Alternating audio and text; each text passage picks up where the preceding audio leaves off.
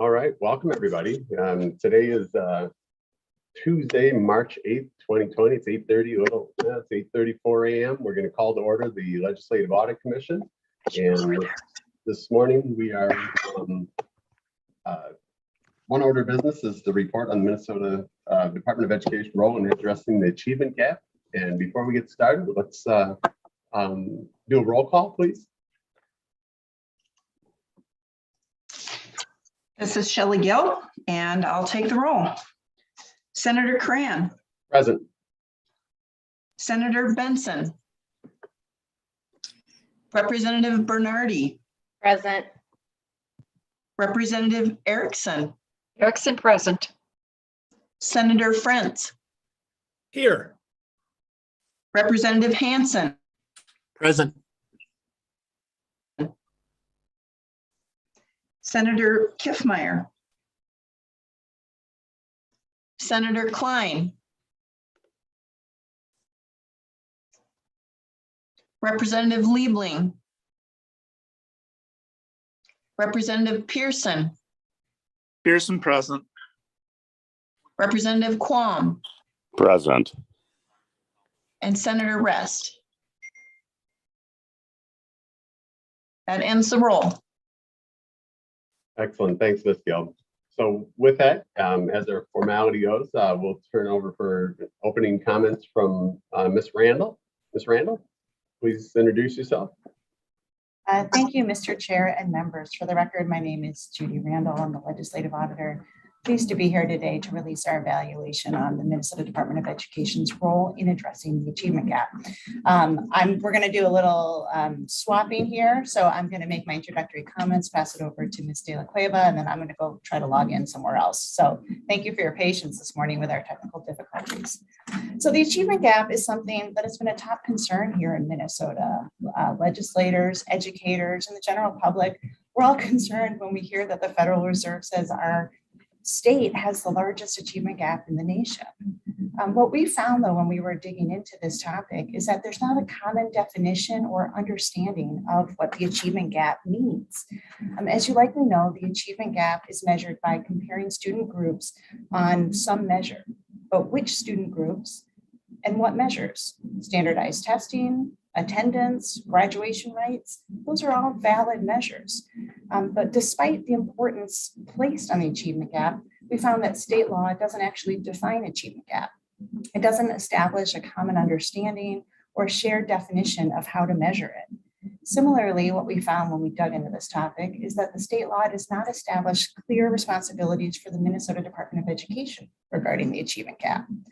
Instead, what we found were a few mentions of the achievement gap as it relates to specific programs or initiatives in the education sections of law. An achievement gap was mentioned as maybe one of many goals associated with the programs, not even necessarily the primary goal. In other words, while all of us are really concerned about the achievement gap, we don't think the statutes reflect that level of concern. So in the absence of explicit requirements in law, what our evaluation team did was dig into those specific programs or initiatives. There's 4 programs or initiatives in the K-12 arena that specifically mention the achievement gap. And we dug into what the Department of Education was doing with respect to those. So we have a number of recommendations in this report, some frankly directed to you all to get the statutes to maybe reflect the level of concern that we all share around the achievement gap, defining the achievement gap, perhaps setting out some shared understanding of how to measure it. Then we also have a number of recommendations directed to the Department of Education regarding those 4 specific K-12 initiatives that we dug into. So I'm going to pass my headset and the mouse over to Ms. De La Cueva, who was the manager for this evaluation. We're going to hope for the best in terms of technology. And I just want to thank you, Mr. Chair, for the hearing today. So wish us luck here. Thanks.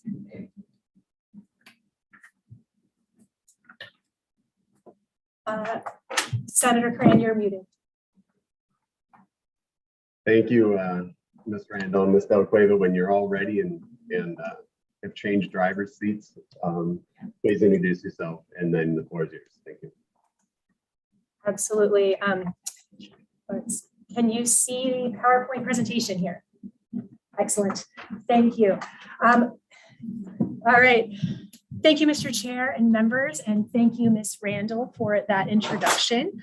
And thank you for your patience with our technical difficulties. I'm trying to get myself arranged here so I can see my notes on the screen all at once.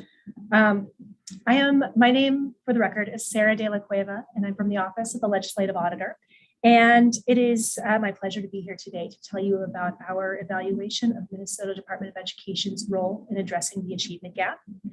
I would also like to recognize the other members of the evaluation team, and that's Caitlin Zanoni-Wells and Kelly Lair. And I'd like to thank them for their hard work.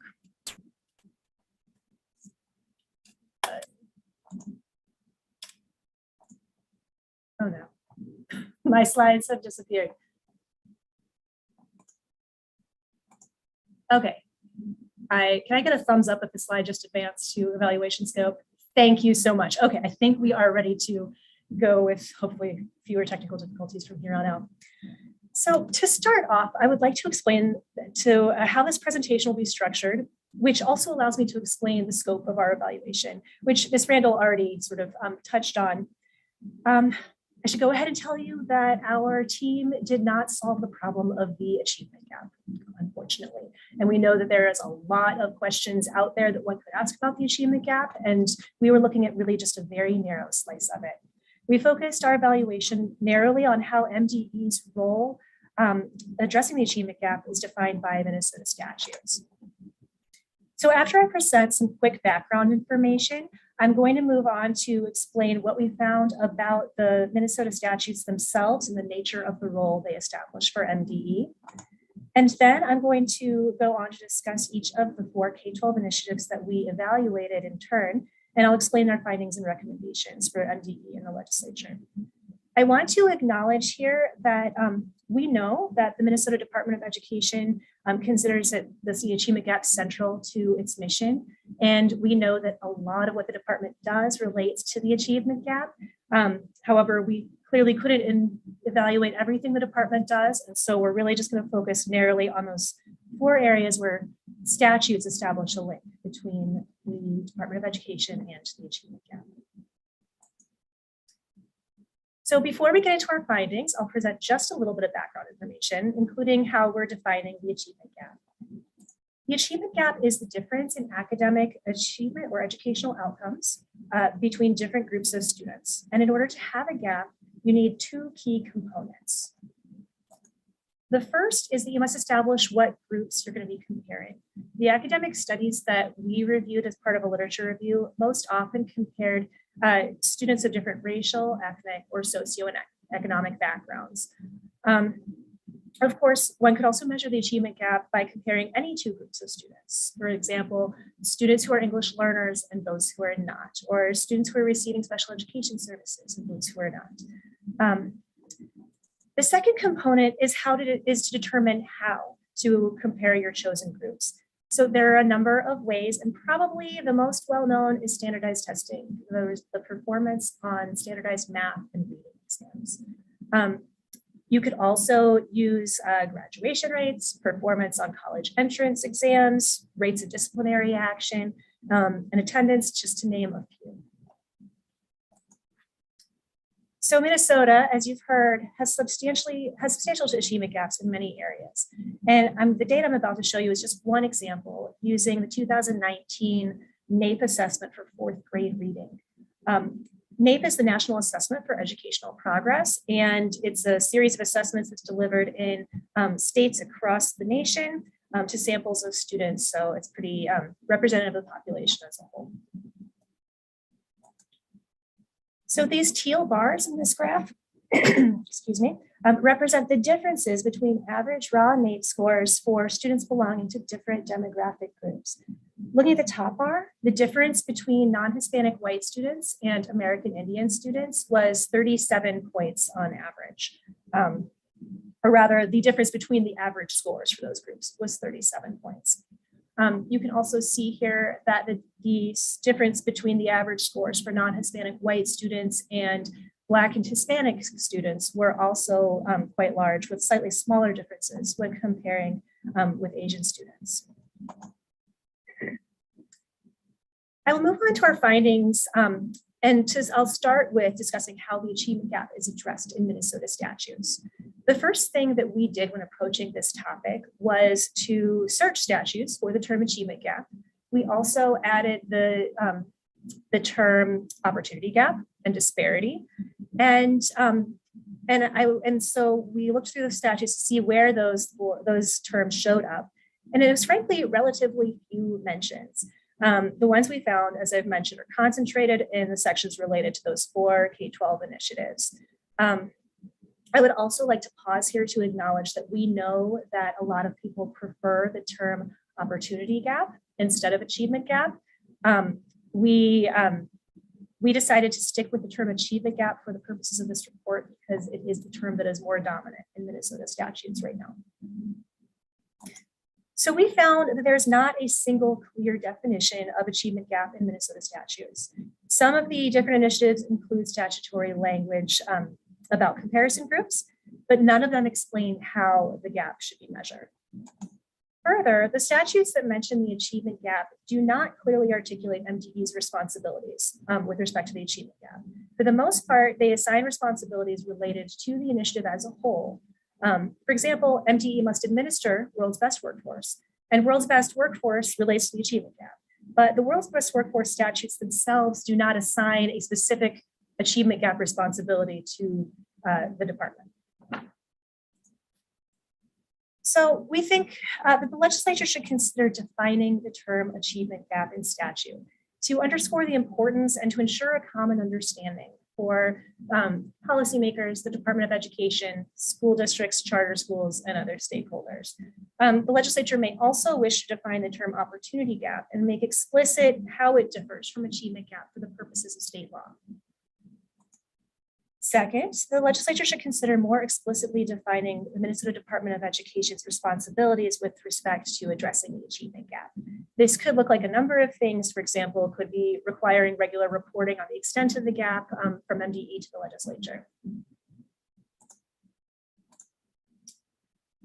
So I will now dive into each of the 4 K-12 initiatives that we evaluated. I'm going to start with World's Best Workforce, and then I'll move on to Achievement and Integration for Minnesota, American Indian Education, and the Regional Centers of Excellence.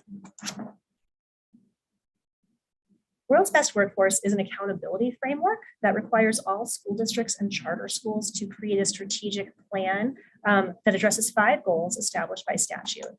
And one of those goals is to close the academic achievement gap among all racial and ethnic groups of students and between students living in poverty and students not living in poverty. In addition to having a plan, schools, districts, and charter schools must report annually to the Department of Education on whether they met each of the goals in that plan. As I mentioned previously, World's Best Workforce statutes do not establish MDE responsibilities specific to the achievement gap. Instead, MDE's responsibilities are to administer the entire initiative, and one of the key responsibilities is to oversee the performance of school districts and charter schools. Statutes require MDE to submit an annual report to the legislature, and the department has done this. The reports have contained, as required, a list of the school districts and charter schools that did not submit a report to MDE. However, the reports have not included another component required by law. They do not list the districts and charter schools that failed to meet the goals in their World's Best Workforce plans. Districts goals, as a reminder, are one of the things that should be among the goals in the world's, or I'm sorry, let me back that up. The district goals should include goals related to the achievement gap. And this mandated report would be one way for legislators to keep tabs on which school districts are meeting their achievement gap goals and which are not.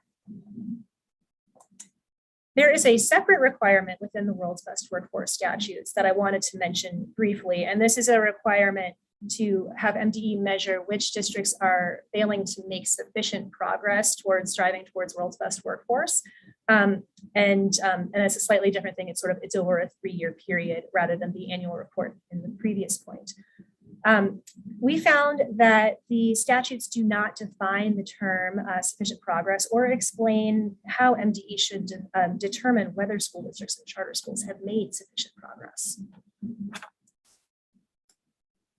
All right, So we have some recommendations related to World's Best Workforce. And the first is that we recommend that MDE annually identify the school districts and charter schools that do not meet their World's Best Workforce goals as required by statute.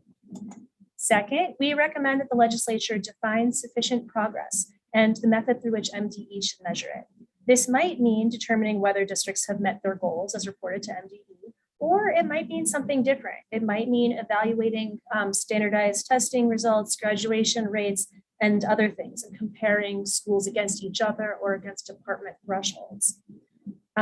If the legislature wants to place additional emphasis on the achievement gap, as we've previously recommended, it could even specify that MDE use the size of the achievement gap over time to determine sufficient progress within the district. All right, I will now move on to the Achievement and Integration for Minnesota program. This is a program that funds school districts working to increase integration and achievement, and it is not, charter schools are not eligible to participate, so it's going to be just districts in this section. According to Minnesota statutes, one of the program purposes is to reduce academic disparities based on students' diverse racial, ethnic, and economic backgrounds. And while some school districts participate voluntarily, others are required to participate. And for example, those a district might have to be will be required to participate if its proportion of protected students, which is basically students who identify as a race or ethnicity other than white, are sufficiently exceed the proportions of protected students in neighboring school districts. There are about, okay, there we go. There are about 170 participating districts, each of which writes a 3-year plan for achievement integration that must establish various types of goals, including one related to reducing the achievement gap. At the end of the district's 3-year plan, MDE must evaluate whether the school district has met its goals, including whether it reduced academic disparities highlighted in its plan. We further discuss this MDE responsibility next. Statutes require that MDE complete its review of school district progress by August 1st of the year after the plan ends. We believe that the statutory timing, however, is impractical. For MDE to determine whether districts have met their goals, it makes sense for MDE to review the progress reports the districts submit to MDE. However, between the end of a traditional school year in June and August 1st, that's less than 2 months for the district to submit their report and for MDE to review and provide feedback on all districts' reports. So that's a pretty tight timeline.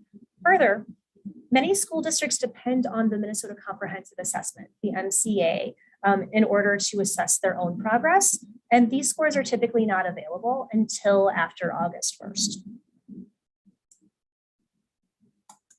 So after MDE has determined whether a district meets its goals, for any district that does not meet its goals, statutes require that MDE develop a district improvement plan and timeline in consultation with the district. And if this district failed to meet its achievement goals, this improvement plan might include new strategies to address the district's achievement gaps. I apologize. Okay, there we go. We found that MDE does not actually develop these plans. Instead, it relies on school districts to develop the plans, and MDE has consulted when districts reach out and ask for assistance, but not for every district. We do believe, however, that statutes give MDE too much ownership over this particular responsibility of plan development. In 2017, for example, there were 119 school districts that failed to meet at least one of their goals. And for MDE to take the lead on plan development for more than 100 school districts in a particular season would really require considerable resources.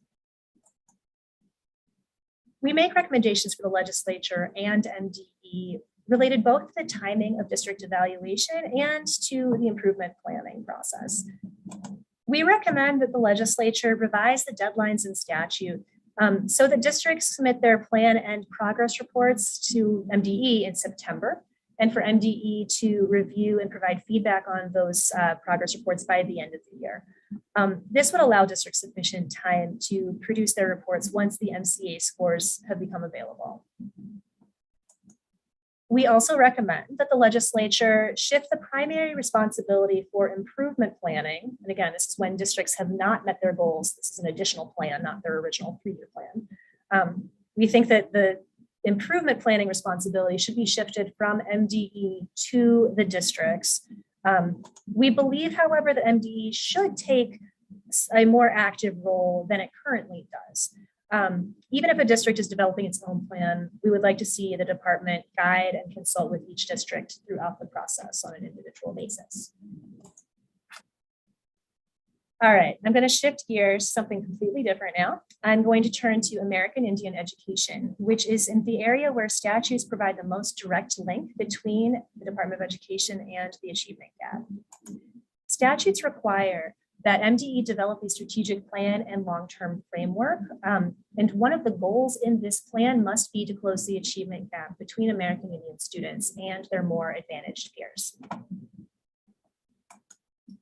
We found that the department does not have a strategic plan specific to American Indian education. When we discussed this with the department, MDE told us that statutes do not require the plan to be a standalone document and that they believe that their district-wide, or rather their department-wide strategic plan satisfies the requirements in statute. We disagree for a few reasons. First, the statutory requirement to have a plan for American Indian education is unique. We did not find requirements in Minnesota statutes for MDE to create plans for English learners or for students from low-income families or any other demographic group. This suggests to us that the plan for American Indian education is meant to be something more specific to American Indian students. And further, when we reviewed that department-wide strategic plan, we saw that the plan lumps American Indian students in with many other groups of students and establishes the same goals and strategies for each of them. For example, the plan establishes a third grade reading proficiency target of 64% for American Indian students. This is the same target set for students of color, students from low-income families, English learners, students receiving special education services, students who are migrants, and students experiencing homelessness. MDE's plan does not acknowledge that the different demographic groups may have experienced different circumstances and challenges, or that strategies that help one group may not help the others in the same way. So our recommendation here is that MDE create a strategic plan that is specific to American Indian education and that acknowledges the unique challenges and needs of American Indian students. MDE began a strategic planning process involving MDE staff and members of the American Indian community back in 2019, before COVID, and we think that it should continue this important work. All right, we are on to the final initiative that I'm going to discuss, and this is the Regional Centers of Excellence. Regional centers provide assistance to certain low-performing schools. The work of the regional centers is actually done by non-state employees operating out of 6 Minnesota service cooperatives with oversight and support from the Department of Education. Among other things, Minnesota statutes require the regional centers to work with school sites, school site leadership teams to build expertise and experience to address their achievement gaps. With respect to our findings about the regional centers, I would like to start off by noting that MDE's statutory responsibilities related to the regional centers of excellence are to provide them with programmatic and technical support. And our interviews with MDE staff and the directors of the regional centers suggest that MDE has done so. Also, we'd like to point out that the regional centers appear to have had a positive impact on the schools they have served. MDE has reported that schools supported by the regional centers have outperformed other similar schools in terms of reducing their achievement gaps. Also, as part of our evaluation, we surveyed school district and charter school leaders, and their comments about the regional centers were overwhelmingly positive. However, it's also important to note that the services the regional centers provide, and thus their impact on the achievement gap, is constrained by the sources of their funding. The regional centers rely heavily on Title I funding, and while these funds may be used to provide comprehensive support, which is ongoing on-site assistance for certain low-performing schools that are deemed eligible under federal law. The regional centers also receive smaller amounts of from other federal funding streams and $1 million annually from the Minnesota legislature. And these additional funds allow regional centers to provide targeted support, consisting mostly of professional development for some additional low-performing schools. But as you can see, the numbers on the slide here, that's a total of 360 schools that the regional centers are supporting. Given that the regional centers of excellence have had a positive impact on schools trying to reduce their achievement gaps, we think that the legislature should consider making the regional center services more widely available. MDE has only identified about 360 of Minnesota's more than 2,000 schools as eligible to access regional center services. And since these services are constrained by regional centers' federal funding, the legislature would need to provide additional state funding in order to expand the services in a meaningful way. The legislature could do so by expanding the staffing of the regional centers themselves, or by establishing maybe a pilot project to replicate the service model within MDE. And we think that for such a pilot project in particular, or even an expansion, we think it would be a good idea to build in sort of robust data collection and analysis to formally demonstrate the impact of the regional centers on the schools that they support. All right, that is the end of my formal presentation. Thank you so much for your time. I will be happy to take any questions you may have either now or after the Department of Education gives its testimony. Thank you, Ms. Delacueva, and we appreciate your work. And so what we'll do, we'll take I think Commissioner Mueller is on. So what we'd like to have is the agency response, and then we'll open up for member questions after that. So Ms. Mueller, please state your name and your position, and the floor is yours. Thank you very much. Good morning, Chair Coran and members of the committee. We appreciate having the opportunity to be here today and to join you in committee. My colleague Adosh Uni is our Director of Government Relations, will be bringing up our slides. So I think that he is going to be looking to switch from the OLA's presentation to our presentation. Thank you very much, Mr. Uni. I appreciate that. A few years ago, MDE staff partnered with community members to adopt the Minnesota Department of Education's commitments to equity. And these commitments, Adosh, I think you can change this slide. Thank you. These 10 commitments to equity help to guide our work and centers our students, our families, our educators, and our communities in the way that our community partners and community members expect from the Department of Education. We can move forward, please. As I start, I would first like to thank the Office of the Legislative Auditor for the time and the effort that they put into this report, as well as the collegial and collaborative process through which the OLA engaged MDE. The department agrees with the OLA's assessment and findings that MDE is best positioned to help districts and schools close the achievement gap when it is provided the resources and allowed to directly support schools. While MDE is glad to have the opportunity to review and reflect on past performance, there remain some portions of the report to which the department does take exception. The Department of Education is a learning organization, and we fully believe in continuous improvement and in the continuous improvement process. And because of this, we also recognize that there are certainly areas that require improvement and growth, and we know that there are places where we can do better. The feedback from the OLA outlined in the report helps to highlight some of the areas where we can improve in these 3 specific program areas. We do appreciate that the report also highlights all of the work that MDE does through our regional centers of excellence. The centers were actually created by the Minnesota Department of Education for implementation of the federal ESSA guidelines to support schools in their localized approach to meeting their identified needs. And we're continuing to identify ways to be able to expand the support that these professionals offer for our schools.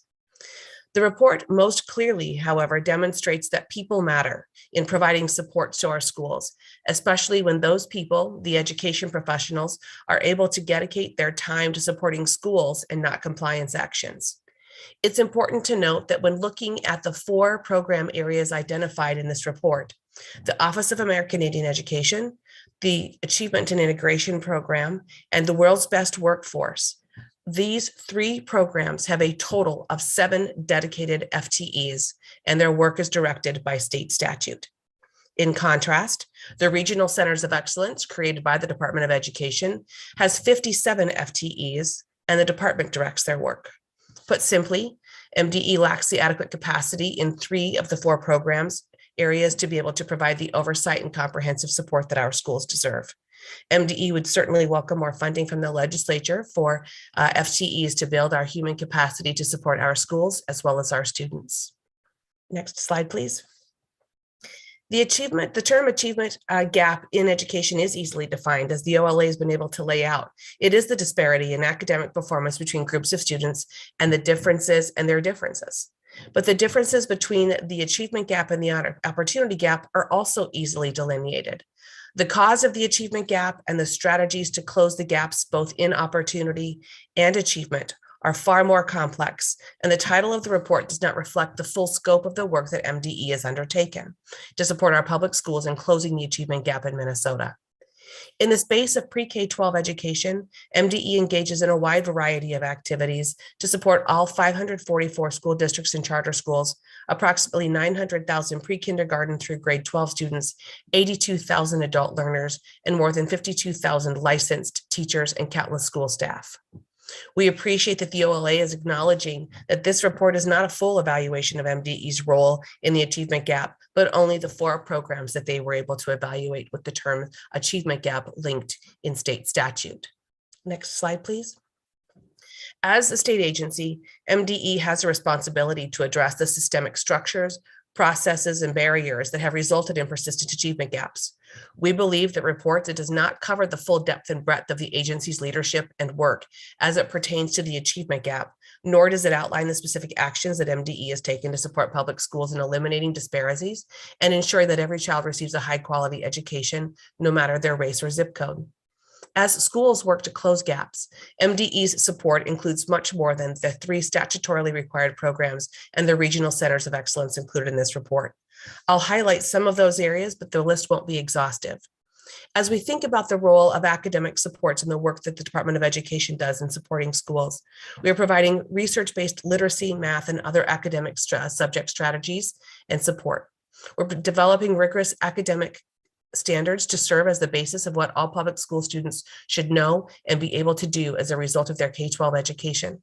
We're meeting the unique needs of students who receive special education services, expanding upon access to rigorous coursework like AP, IB, CTE, PSEO, and concurrent enrollment coursework. AP being advanced placement, IB being international baccalaureate, CTE is career technical education, and PSEO is post-secondary education opportunities.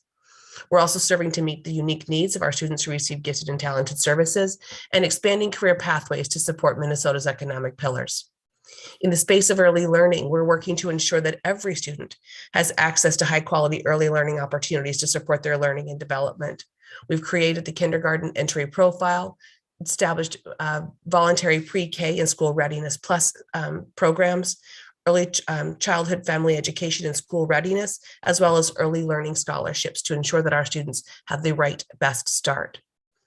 In the space of safe and healthy schools, we're expanding and assisting full-service community schools that provide wraparound services to our students, providing food and nutrition and making sure that students have access to free and healthy meals, ensuring that students have access to student mental health services, ensuring that our students' social emotional needs are met, and ensuring that students have access to out-of-school opportunities, such as enriching after-school programs. In the space of inclusive and welcoming teaching and learning environments, we're providing educational experiences that value student culture and identity by ensuring that students are reflected in their learning. We're ensuring that students feel safe, welcome, and secure at school by supporting student relationship building that are centered on growth and not discipline. We're striving to meet the unique needs of students who are English learners, the unique needs of our students of color, the unique needs of our Indigenous students, the unique needs of our students experiencing homelessness, the unique needs of migrant students, the unique needs of students from low-income backgrounds, the unique needs of our LGBTQ+ students. We're administering programs to increase the number of teachers of color and Indigenous teachers so that our education workforce reflects our Minnesota student population. And we're also striving to ensure that there's family and parent engagement, a community engagement team being developed through the Department of Education to not only reinforce the agency's work in our communities, but also to reinforce the work in our school districts and charter schools with their families, and outreach and community feedback on a range of programs. As I said, this is just a sampling of the work that we do with our schools in supporting their efforts to close the achievement gap. Because the achievement gap is solely identified in an identifiable way by what is the gap between one student group and another, what we really need to be thinking about is what leads to that gap. And all of those aforementioned are areas that we know are strategies and structures that we need to be considering and putting into place to meet the needs of our students. Next slide, please. MDE is thankful for the strong partnerships that we have with our school board association, our school administrator associations, teacher associations, parent and student organizations, and community advocates. We know that they're in the field, real-time experiences in their communities are vital to ensuring that the needs of our communities are being met. With that, Minnesota's locally elected school boards hold the majority of the authority to partner with school leaders to set the vision, align resources, and set policies to meet the needs of every student in their schools. And these officials represent the voices of their communities. While we respect our partnership and local control, it can often place MDE in the position of recommending and strongly encouraging evidence-based practices to support closing the achievement gap without the ability to require public schools to implement them. This is not an excuse, and it's not a complaint. It is the reality that must be considered as we continuously improve. Next slide, please. As noted earlier, this report really highlights the importance of people and that people matter as we work to support our schools. The department receives funding from both the state and the federal government, and as a result, both the federal and most of the state funds are tied to specific programs. 60% of MDE's budget are dedicated federal funds, and 40% are state funds, most of which are appropriated by the legislature. MDE receives a total of $41 million per year. 19 million are earmarked for specific programs and services, and 22 million are general funds. To tease that out just a little bit more, it's important to note that of the 412 FTEs at the Department of Education, 7 are identified to do the work of the 3 programs that are outlined specifically in this report. The Office of American Indian Education has 3 FTE in the entirety of the office, which is actually funded through the agency's general operating funds. So there are statute requirements that provide no funding. It comes directly out of the agency. We'll talk a little bit more about that. The Achievement and Integration Program has 3 FTE, 2.2 through Achievement and Integration revenue, and 0.8 is funded through the agency's general operating fund. And the World's Best Workforce actually has no funding coming from the state at all. So we have 1 FTE that is coming directly from federal funds through the Title IV funds. The regional centers of excellence, however, have 57 FTEs, most of which are federally funded. $1 million per year are dedicated funds, most of which is 755,000 of that $1 million, is allocated for grants to the 6 regional service cooperatives to fund staff salaries. The $1 million also funds 1.2 program FTEs at the Department of Education for rent, as well as other operating costs within the agency for that program. MDE receives $41 million per year in state funding. Like we said, 19 million are dedicated program funds and 22 million are general funds. Of that 22 million, 15.5 million, which is 139 FTEs, of those are allocated specifically to those 139 FTEs. 6.5 million is spent for rent, utilities, fleet services, IT services, employee development, and all of our other fixed costs. And in that 6.5 million, when I identified IT services, 3 million is identified for IT services that are devoted to both external and internal facing work. As we talk specifically about each of these programs, I'd like to start first with achievement and integration. We agree that achievement integration programs could benefit from more statutory clarity around deadlines and MDE and district partnership focusing on plan improvement. However, a deeper role, as the OLA articulated, for MDE in the development of districts' achievement integration plans is not feasible under the current administrative funding model in statute for the achievement and integration program. MDE's most recent achievement integration report to the legislature showed that during the 2018-19 school year, 170 Minnesota school districts, which is more than half of the state's 329 school districts, participated in the program. All of these are traditional public school districts because charter schools are not eligible to participate. While MDE staff review these progress reports annually, they do place the greatest emphasis on the third and final progress report of the plan cycle. The third progress report shows whether, over the entire three-year implementation period, districts ultimately met their goals, at least one of which must be related to reducing the achievement gap. MDE agrees with the recommendations to change the timeline for the plan submission, and that's why MDE has recommended changing timelines to a one plan submission on all plans. So that way our schools are aligned in their work and we have staff who are able to do their work with all of the data available to them. Next slide, please. As we talked about, we have 3 people at MDE who support this work, including the review of all 170 achievement and integration plans.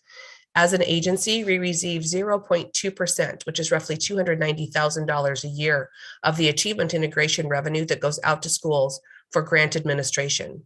This actually funds 2.2 FTE, which includes rents, supplies, and other operating costs. And we fund an additional 0.0 FTE from the agency general funds in order to actually get to 3 people to be able to support all 170 schools. Next slide.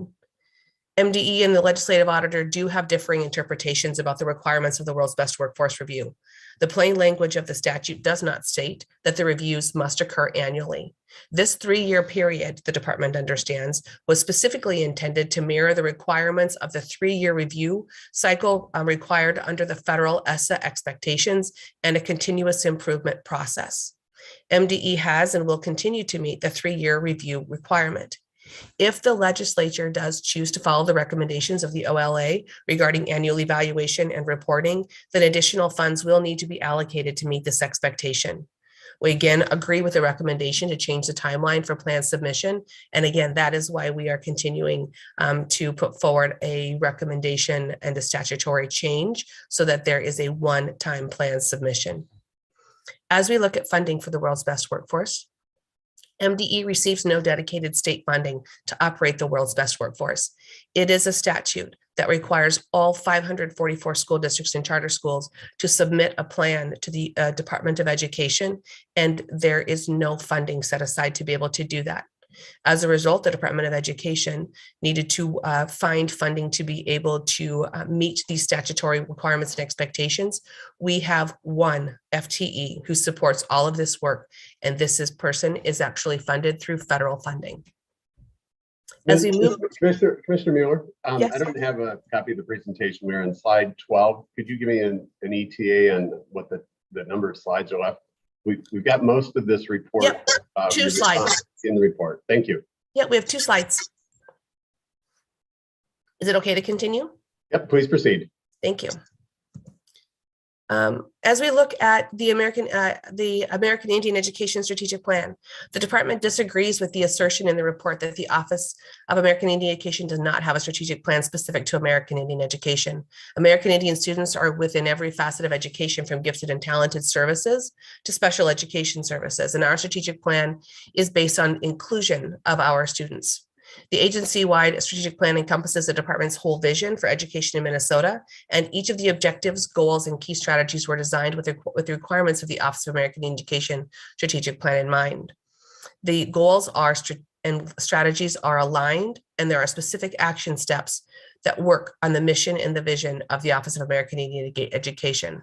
The goals are measurable, the strategies are focused on American Indian students, families, and educators, and the action steps are clear and concrete. Through tribal consultations, engagement with the Minnesota Indian Affairs Council, and our ongoing partnership with the Tribal Nation Education Committee, the Office of American Indian Education has developed the American Indian components of the department's strategic plan. It is also important to note that there isn't a baseline expectation for ESSA regarding the percent of students who are meeting proficiency, and those expectations are the common and public academic achievement expectations that MDE must measure as progress for each student group to meet their goals. MDE receives no state funding to support the work of the Office of American Indian Education. Due to a budget deficit in 2002, the Office of American Indian Education was reduced from 3 statewide offices to 3 FTEs. These staff support 173 American Indian education aid eligible schools, including the review of their American Indian education plans.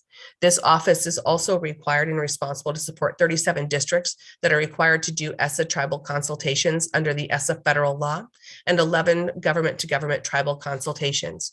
For historical context, it's also important to know that in fiscal year 2012, there were 0 FTEs in the Office of American Indian Education. In fiscal year 13, 1 FTE was added out of general operating funds, and now we are at 3 in the agency. As it pertains to the regional centers of excellence, it's also important to note that this model cannot be replicated in the way that the OLA recommends because of its tie to ESSA. There are very specific federal guidelines that we must be able to maintain, and while we can look at being able to expand it, the way that it can be replicated must be done thoughtfully. Finally, overall, MDE respectfully disagrees with the OLA on its assessment of MDE's overall strategic plan. MDE has measurable goals, evidence-based strategies, and specific action steps delineated by what is required under statute and what can be achieved administratively by MDE. This plan is evidence of the leadership, partnership, and support provided to all Minnesota public schools, even though there is neither an expectation nor a requirement in statute that one exist. And with that, we will yield our time. Thank you. Thank you, Commissioner Mueller. Members, so we have questions. We have first up as Representative Erickson. Thank you, Mr. Chair, and thank you to the Office of the Legislative Auditor and to Ms. Della Cueva for the excellent audit of MDE's role in closing the achievement gap. But my question is, or questions are to the Commissioner. Mr. Chair. Yep, Ms. Representative Erickson, go ahead. So Commissioner, I'm looking at Chapter 120A and the definition, the information and definition that falls under the Education Code. And I quote, "The Department of Education shall carry out the provisions of Chapters 120A to 129C." So to what extent do you think the department has fulfilled that based on what has been happening over the last few years is additions of other programming that is not found in statute? So, if you overextend yourself, is it not going to be possible to follow what it states here in Chapter 120A.02, paragraph B, that you shall carry out all provisions in these chapters? Commissioner Mueller. Thank you, Chair Coran and Representative Erickson. I think that the Department of Education is able to very clearly fulfill the expectations in statute. And what we also are mindful of is that there is a symbiotic relationship between the Department of Education, the state legislature, our school administrators and school boards, as well as our families and students and communities. And when we have additional pieces that are being identified as areas of need that we know are research-based and evidence-based strategies that help to close the causes of not only the achievement gap, but also the opportunity gap, then it is the responsibility of the Department of Education to look at the systems, structures, and barriers, and to be able to respond with pieces that are in not only in statute, but outside of statute to be able to meet the statutory expectations. Thank you, Commissioner Mueller. Mr. Chair. Erickson, follow-up? Yeah, thank you, Mr. Chair. Well, Commissioner, in the mission statement of 128.03, the first item that's mentioned is that public education in Minnesota is to ensure individual academic achievement. So that should always be the priority, should it not? Commissioner Mueller. Thank you, Chair Coran. Representative Erickson, it always has been and it always will be. But we also know that at this point in time, and especially coming out of the pandemic, and you all have heard testimony, we also have to be cognizant that there is more to academic achievement than solely the content in and of itself. We know that when we need to look at Maslow's hierarchy of needs, we know that we also need to be cognizant of students' mental health. We need to ensure that students have access to food, because if they do not have those needs met, then their academic achievement is limited. And as an educator and being in this profession for over 25 years, know that when students are hungry, when students are not have their mental health needs met, when they are struggling, we also need to be able to provide that support so that when they are in the classroom, the access to the content continues to be their utmost priority. Thank you, Commissioner Mueller. Representative Mr. Chair. Erickson, quick follow-up? Thank you, Mr. Chair. Yes, finally, if children can't read, that is going to bring on some of these other issues to which you have noted. And the fact that the department has ignored what you're supposed to do in the world's best workforce, you have not done rulemaking for the achievement and integration. That a whole debacle began under former Commissioner Cassellas, and the rulemaking still has not occurred. In regard to the regional centers of excellence, I have to say my hat goes off to the service cooperatives, because they're the ones who have made that program successful. That was initiated by the department, but it really is hats off to them. Besides, we have statewide and federal wide accountability written into law, and that also should be a red flag for you when it comes to the world's best workforce, because we're striving to ensure that students are reading proficiently by 3rd grade, and that has fallen way off, and I think caused many of the disruptions that we see among our communities that are more diverse, because their children cannot read, and that's a frustration, and that's going to throw them off for their total day in school. So, Commissioner, I want to see the department change its strategy and focus on what's in the mission statement and focus on what's in law, because we have 829 pages in the statute book that I'm looking at right now, that I've been paging through and marking for all the years I've served. And that's what you have to be held accountable to first and foremost. Thank you, Mr. Chair. Thank you, Representative Erickson. Commissioner Mueller, quick follow-up? Yeah, thank you very much, Chair Coran. And Representative Erickson, I do appreciate you bringing that up, because one of the things that we are looking to be able to do this legislative session is to implement bold literacy.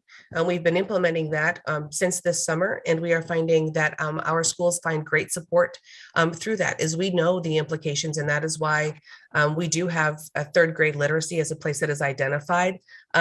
And that we also need to be able to invest early and often. We need to recognize that we need to have early learning services so that our students who do not have access to childcare or do not have access to early learning programming have the opportunity to gain some of those on time and in order skills that are based in the science of literacy.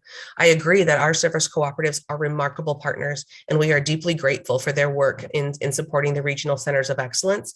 And I believe that in that because we are such great partners, we also know that that work is guided through the Department of Education in partnership with the service cooperatives through the SF federal expectations. And so we are very much focused on ensuring that our students can read by 3rd grade, and not only that they can read by 3rd grade, but they can comprehend and be skilled in and not only what they are reading, but how they are reading. And so we appreciate you very much bringing that up. Thank you, Commissioner Mueller. Senator Friends. Well, first of all, Mr. Chair, before an E12 hearing breaks out in the OLA report, I want to thank Ms. De La Cueva for an excellent job. In particular, Ms. De La Cueva, the scoping on this, I think, was appropriate to allow the report to focus on what we wanted to focus on. And based on some of the questioning we're having here, I'm glad MDE got a chance to participate. Commissioner, you stole both my points since we're talking E12. But in particular, thank you for the presentation talking about the relationship of local school boards to our overall educational product. The legislature is going to have a lot of conversation about education this session, and I think that's a good thing. And we're very much hoping that our outstanding local school boards are going to see this partnership in a way that's going to empower the students. And for that matter, MDE and I, for one, am looking forward to it. Thank you very much, Commissioner. And thank you, Mr. Chair. I see you smiling. Thank you, Senator Frentz. I don't know if there's a question in there. Commissioner Mueller?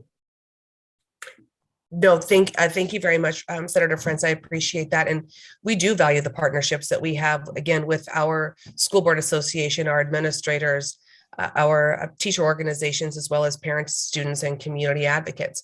We know that, again, because they are in the ground and in their communities, that there is a basic understanding of what we want all students to know and be able to do as a result of their pre-K-12 education in the state of Minnesota.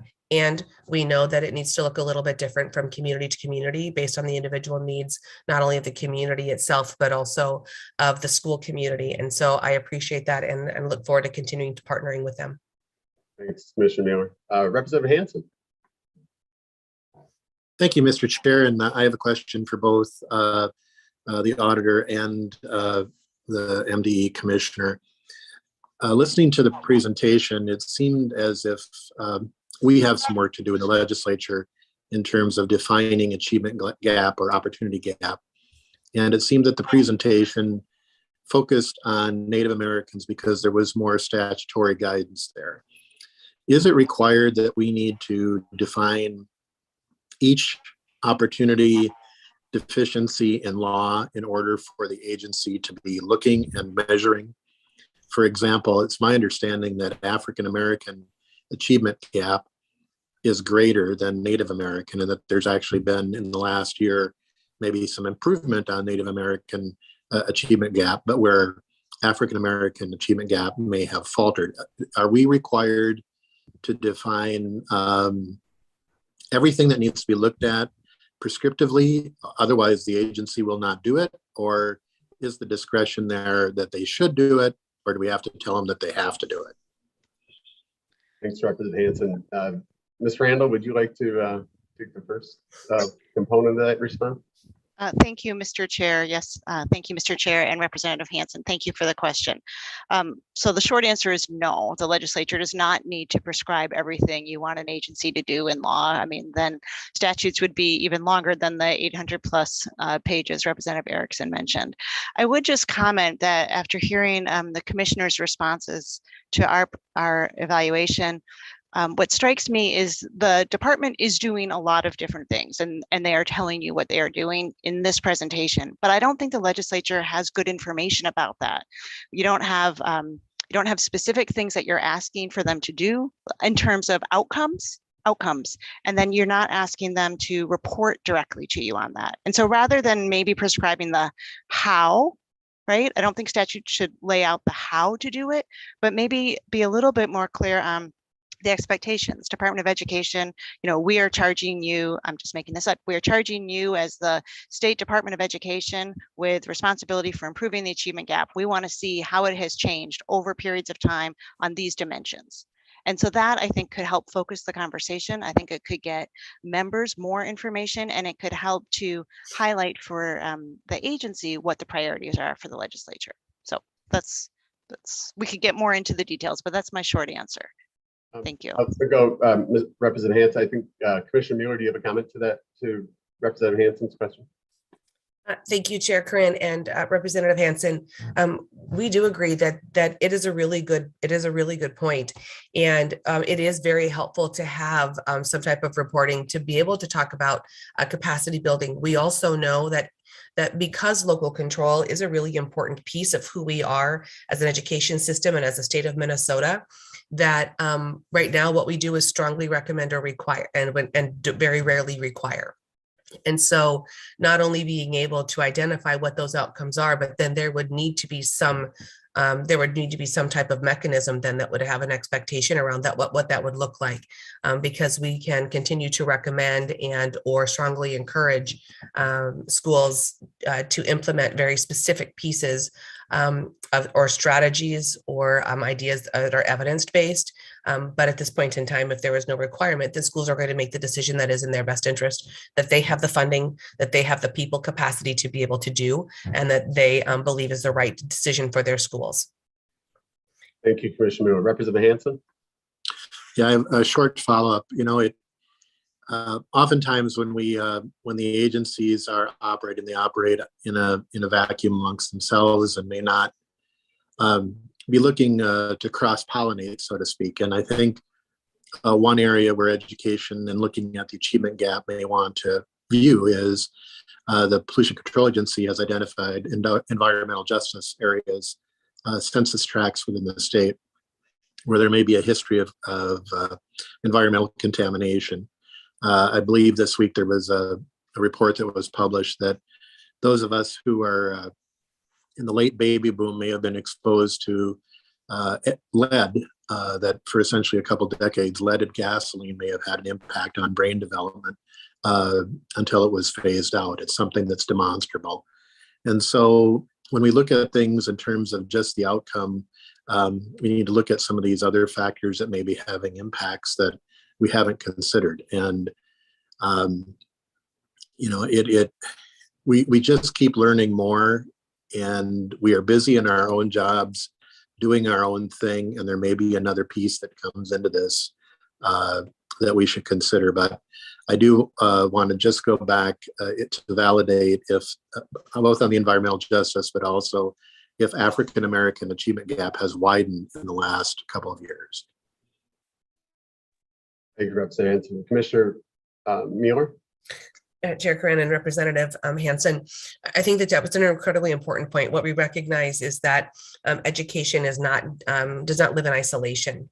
And one of the things that we are doing as an agency, and we are deeply appreciative of our partners and our colleagues in other agencies, is recognizing that if we are also to look at closing the achievement gap, then we need to be able to partner in areas like housing, and we need to be able to partner in places like human rights, be able to partner in places like economic development, partner in places in higher education, as well as human services. And so we know, and so with the PCA as well. And so we know that the education of our students, what happens in that building is part of the responsibility, not only of the school, but also of the Department of Education.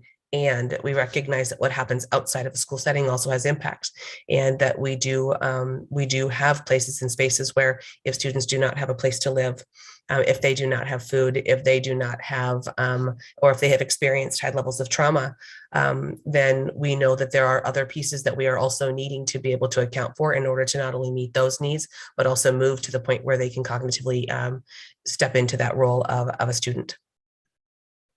Thank you, Commissioner Mueller. You just described, and as your response, you know, to the OLA report describes just a wide variety of the segmentation of the population, which then gets back to it's so segmented that it's as if you want to treat everybody equally and fairly. And so with that, when I look at the response and kind of highlighting some of your components, you just highlighted every other element, and you could probably grasp along the 10 other elements that impact child development and on having a family structure, which government will never replace the family. It's not the school's job to also be the parent, but we described all of the pieces in supporting organizations that exist in dozens and dozens of nonprofits looking to accomplish and solve those very problems. Yet over decades, hardly any of those statistical categories have improved. And so it seems we're moving away from getting the basic education and focusing on core basic education. So in your policies, which you promoted and which you're working on, and a couple of them come to mind about, you know, providing safe, secure access and meals. That's great. We have dozens of resources to do those things. We talk about social emotional needs. We have dozens of nonprofits and dozens of agencies working on the thing. And then you talk about feeling safe and secure in a school. So I've toured a particular high school in St. Paul. I graduated from high school, St. Paul Public Schools, St. Paul Como, way back when in '82. So I toured one and sat down for about 3 hours and then continued to get routine feedback. When you talk about safe and secure schools, does that mean you support, or appears the policies today have led to far more violence and less safe environments for everybody involved, especially in those schools in St. Paul that are so ethnically diverse that the achievement gap is growing, as Representative Hansen said. In the Black community, African American population, that achievement gap is greater. And yet that isn't just because of the last 2 years. It's gone exponentially worse for everybody. In fact, I think some of the schools are on strike. That's not going to improve their education. But what is it then that is going to make a difference? Do your policies support? It appears that they're leading to greater disparities. And so if you're saying in your report that the OLA missed the mark, which I don't think they did, you talked about all the things we're doing, yet we see in national reviews, and those are high level, taken selective criteria, that we continually move to the bottom. We've got high SAT scores in one category, and we've got the path to higher education perfected. But on so many of these other areas, in the core of St. Paul, Minneapolis, we're struggling to produce, trying to get the diploma or the graduation rates up, but also what's the value of the graduation rate when they have some policies there that are devaluing the value of receiving that diploma. So specifically, security in the school, because I have a bill for that. What is the type of violence and what are your policies? How have they actually improved security and the violence and the assaults that occur in the school place? Because if you can't feel safe and comfortable from a physical violence perspective, more or less all the other soft harm that can occur, what are you doing when you talk about something that's centered on growth or discipline or relationship building centered on growth and discipline, not discipline, but yet it doesn't appear there's any consequences. So we're getting more of it. So what's your specific response to the violence in our St. Paul, Minneapolis public schools today? Commissioner Mueller? Well, thank you, Chair Coran. I think that there's a couple of pieces that are important to note. Is that there are places and spaces where we have seen increasing violence, and we also know that we have, and the legislature has funded places where there has been one school safety fund set aside, not only for the hardening of schools. And when we mean by hardening, it's not in any way derogatory, is to ensure that we have things like cameras in place and we have the ability to be able to provide the safety and lockdown that we need to be able to do to ensure the safety of our students. I think the second piece of that is that we do have pieces in place to look at the inclusion of relationship building, as well as restorative practices and disciplinary actions that are driven based in discipline and not in punishment. And therein lies the difference, is that schools have never had punishment policies. They have always had discipline policies. And so it's just the way that people are talking about them and framing them. It does not mean that there is not accountability, and it does not mean that there is not expectation on what behaviors are looking like in schools. But that also means that we need to be able to have we also need to be able to have the student support personnel in place to be able to support ours. While you also cited that we are seeing our students moving farther down, we also need to acknowledge that we are one of the states who has the lowest student support personnel ratio to students in the nation. And so we also need to, again, look back at the people that we have to provide: school counselors, school social workers, school psychologists, school nurses, and chemical dependency. And so there are a number of pieces that we are looking at to be able to not only provide the safety and the responsibility of providing safety in our schools, but recognize that we also do have school boards that are helping to make decisions about what those school policies look like in their school districts. Commissioner Mueller, with the need for mental health, and now we've moved on to mental social health for teachers, that they're, without all our schools they don't exist. So it doesn't matter which employment category you're seeking funding or seeking to fill. They don't exist anywhere. And so what I haven't heard is any creative vehicles to, and I'm a root cause guy. And so what we appear to do is live off a system that loves the symptom of poor outcomes because it's more profitable. We need more employees, more money, and our outcomes are always less. We need more nonprofits that continually to feed and grow, and we continually see poor outcomes. So I don't see any trend, and I don't see any of our current categories that are moving the trend or moving the needle to we're getting a much greater percentage of those disadvantaged. I grew up in the same school system, but what you just described is moving away from individual accountability at every level. And don't get me wrong, it's a societal issue, but I think we're exacerbating it in the policies in which you set forth and kind of described in your response to this report. So the value, so I'd like to go do the field work. And so we're going to the outcome. I've always talk about the pipeline to prison, and education is certainly the number one opportunity to break that chain. Today, it looks like it's pretty challenging. So I've toured my prison in Rush City. Was amazed at the educational opportunity for what they're providing. And interestingly enough, coming off of my tour of a St. Paul high school, which was kind of daunting in what those teachers have to put up with on a daily basis. And we think that's okay, or at least the system does today. So I asked them a question. I was shocked at how many people have a high school diploma or a GED. And I was shocked to hear 80% of the people in the Rush City prison have a high school diploma or GED. So that's great. So then I asked the preceding question: what's the value of that GED or high school diploma?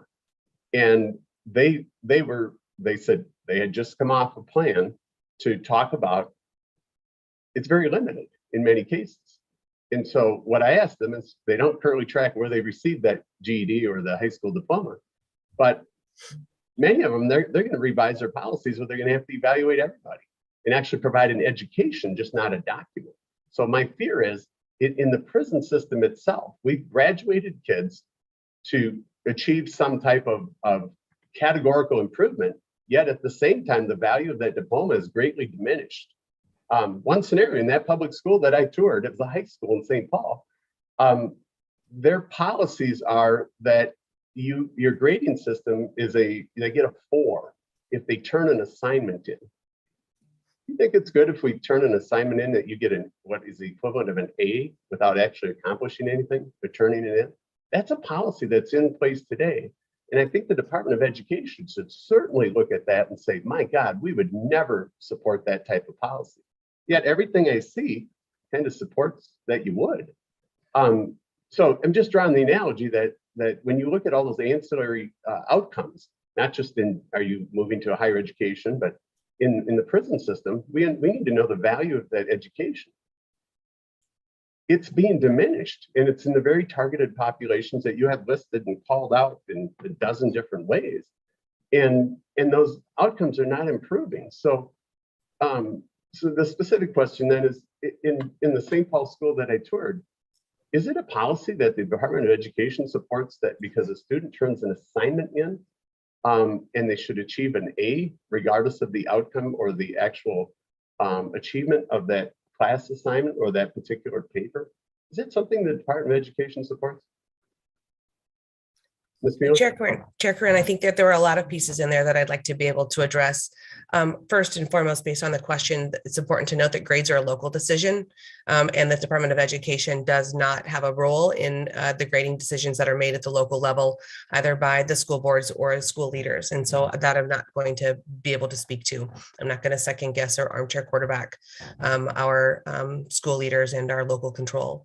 The second piece is I want to be very clear that I think one of the places that you might have made some, I think, insinuation is that what we are putting forward is intended to have bad outcomes and to have negative outcomes. And that is the farthest thing from the truth. I think that what we do know is some of the other pieces that you might want to look at in the policies that we've put forward is ways for us to be able to have to expand pathways into careers. And so, yes, there is a limitation on the number of people that are available for mental health services. What we have put forward is not only how we would expand student support personnel, but also how we would be able to build a career pathway into that and to diversify that workforce, being able to expand educator and career pathways in general in the economic pillars of our state are things that we are working with our colleagues at DEED to be able to do. In the piece that you're talking about for the education to prison pipeline, that is not a new conversation. And as a matter of fact, I do take very personally the conversation about education because this is my life's work. It was the work of my parents and it is the work of my husband. It is what my schools are, is what my children are in now. And it is my chosen profession. And I continue to believe that the work that we do on behalf of all students is to ensure that they are never inhibited in their K-12 education in what they want to do in their life.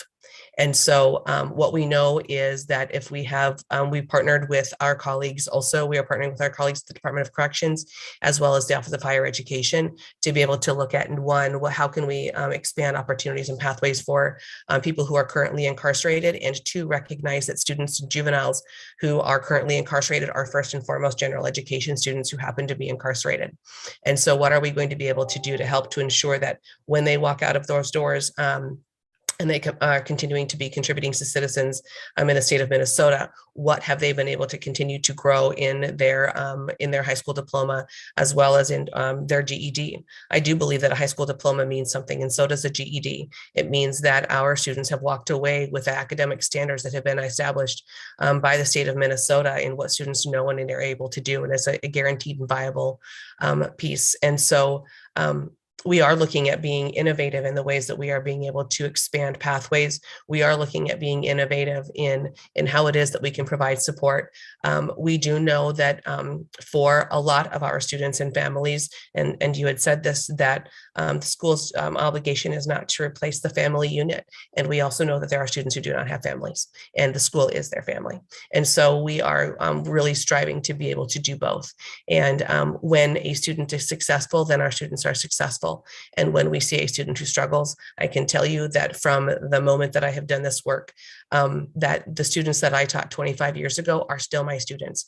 I see their ninth grade faces. Some of them have become my colleagues and in other spaces and spaces. But when I see them, I see a ninth grader looking back at me. They are always my kids. Thank you, Ms. Commissioner Mueller. And so with that, I mean, it's really, we do share the same values going to the root cause. And so I see it from many different ways, and me growing up in it as well, as I look at it in all different ways. So the prison thing was interesting to me. I mean, it was enlightening, but I've also been in those schools, and I have many people who work in those schools, and right now it's an untenable environment, how they can teach. The law and disorder is running rampant, and it's only increasing, and that's because we don't have any individual consequences. But I'm also a massive fan of, you are not the parent, and you can't do those things. We've taken the ability for individual school and the control of the classrooms, and the rules we've put around that, and disruptive policies and behaviors. But I'm also a big fan of the work that was done at the Lucy Laney Elementary School. Only the local community, the grassroots community, is going to solve that problem. And so it comes to accountability and building the relationships. And to me, one of the things I haven't heard or seen from the Department of Education is how do we replicate that type of model where they motivate the staff and the students, or the teachers and all the staff, so much so that in the summer they're going out door knocking to find that one person who cares about that student. We already have, you described, and I truly believe we do have all of the wraparound services available through dozens of nonprofits as well as those state agencies. But it takes somebody locally to be able to hold that accountability, to give us a foundation so those children are able to learn. So I would ask for, how do we think more creatively to garner and to get more schools go out and do that summer door knocking, as they did in the Lucy Laney story, which I think every legislator should see, and everybody involved in the education process, because it is really the heart of the greatest challenge we have. But I don't see anybody really trying to emulate that model, or to take the best things of it and move it forward. So, I think that's what will solve the problem and give you the foundation of those students that can learn, because you're not going to be able to replace a parent or somebody's loving and caring in a community to be able to do that. We do know that it's important, right? Men in students' lives. I've carried a legislative agenda to try and go after those root causes. And so we've got many different challenges. So I appreciate your comments and the support. And there wasn't a question in there. But with that, and I appreciate the OLA and the work of Ms. Della Cueva and the work that you've done. I think these always highlight areas where the agencies absolutely need to do better. And I think the legislature needs to do better, and where we have any great areas, and they're always highlighted and pointed out. But I'm really looking for creative, somebody that really wants to change what we're doing. I think the Lucy Laney model is great. But the challenge is to implement that, and how do we bring communities, the people in the community who really care, to wrap them around those students and to really prepare them. So if you haven't seen that documentary, I think everybody should see it, because it is the root of all of our greatest challenges, and how do we make that change? And right now, I think there's many things that prohibit that. So I would That's what we're looking for, and I think we're interested in. We got Representative Erickson and all the people that have done, and everybody else have done so much in education. We truly need them to be successful. It's clearly the path to the greatest success. St. Paul, Minneapolis are the economic hub of our state. All of it's important. So it may seem that we may be sometimes a little bit hostile, but it's only because we all have a great desire to solve this thing together. With that, Commissioner Mueller, let you have a couple final comments, and then we'll go to Ms. Randall, and then we'll wrap it up. Well, Commissioner Mueller? thank you very much, Chair Corinne. I just want to thank you and the committee for giving us the opportunity to be here today and to join you. We also appreciate the collegiality of our partners with the Office of Legislative Auditors and their report. And although, again, there were places where we disagree, we also have places where we do agree. And we know that there are places where we do need to improve. Based on what you said, Chair Corinne, we are striving to be innovative. We are striving to look at ways. There are things that we are going to be able to do legislatively, and there are things that we're not going to be able to legislate our way out of. And what we need to be able to do is find ways to utilize those wraparound supports, to be really clear and innovative in how we're going to be able to provide supports to every single student, and recognize the partnerships that we have in our communities, and to use them well. That I think is what we are striving to do. I have said in our education committees, and for those of you who don't sit in those, I believe that when people are sitting in those education committees, and those people who are thinking about education often in the way that you spoke about that, Chair Corinne, is what we know is that what we want is the very best for our students and for our families, and our families are sending the very best of them into our school buildings every single day. And so what I know is that we all agree on that. What we might disagree on is how we go about doing that. But if we can come together on the basic premise that we want to improve our students' lives, then that is going to be half of our battle. And so I appreciate having the opportunity to come together today. So thank you. Thank you, Commissioner Mueller. Ms. Randall. Thank you, Mr. Chair and members. And I too just want to thank you, Mr. Chair, for really engaging hearing, and appreciate the commissioner's comments. I think there's work to be done here, both at the legislature, at the department, and in local schools. I think this is an issue that is of concern for all of us, and we need to figure out a path forward. And that's going to be with information, that's going to be with open dialogue, and as you said, it's going to be with some new ideas and innovation. So thank you, Mr. Chair, for the hearing. Appreciate your time and members' times as well. Thank you. Thank you, Ms. Randall, and thank you, Ms. Della Cueva, and your team, and everybody who worked on the report. And so I see no hands before us and no further business. We'll adjourn the Legislative Audit Commission. Thank you, everybody. Have a great day. Thanks, Chair. You too. Thank you. Thank you.